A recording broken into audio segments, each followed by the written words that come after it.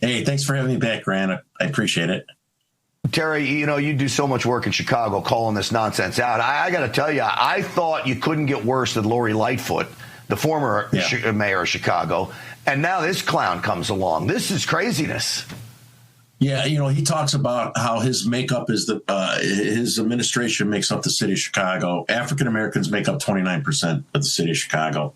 Hispanics about the same. Whites about 37%. So I didn't hear that type of makeup representing the city of Chicago when he just rattled off his staff. Did you?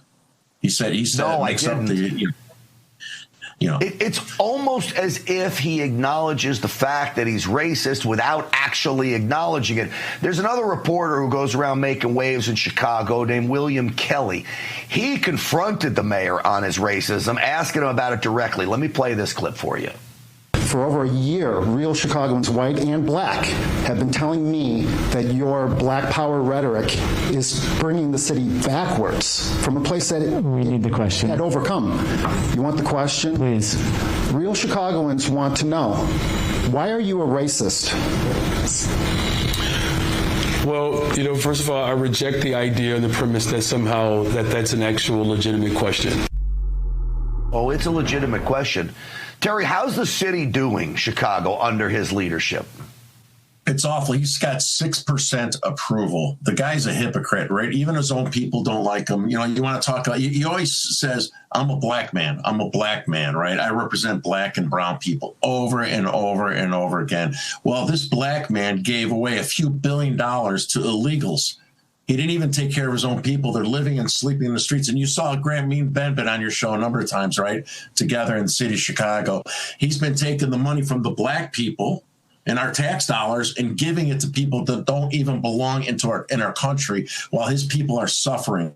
Another incident that, he hired a company called Garda World Security from Canada, and he spent $40 million giving them security guard contracts instead of his own brown and black people that he loves so much. There's some connection between, that's a whole different story. But if he loves those people so much, why was he giving those contracts to people from a different country? Garda World's from Canada. Yeah. It's amazing. And the stories of racial bias continue to come through, even for fellow aldermen of his. Terry, I don't know if you saw this. This is Alderman Gardner. He was talking about getting sued. Every city councilman, no matter what city you're in, you're going to get sued by somebody. Normally, the city attorney is going to take the case for you. You're not going to have to worry about it. Not apparently if you're a white alderman in Chicago. Listen to this. These people all around here are getting sued. And guess who they're getting represented by? Guess who's paying their bills? Corporate counsel. So I don't know. Somebody tell me, is it the color of my skin? Is it the way that I vote? How do I get represented here? Like everybody else in here when you get sued. How does he not get representation, Terry? Because he doesn't want to. They want to push it towards their own people. Mayor Johnson, one of his senior staffers, was a bank robber. Grant, I mean, the list. You go down the list. I mean, he's got all these incompetent fools. You're trying to hire people that are from your same race. Okay, well then, if you should hire people that are competent, that could do the job. The city's a mess. I mean, it's dirty. Yeah. It's not like it once was. It used to. When I grew up, it was way different, right? My dad worked for the city of Chicago. It's not the same city. All the neighborhoods they went to hell. I mean, Terry, the security, the safety, the upkeep is awful. The guy can't manage his own budget. Think about this.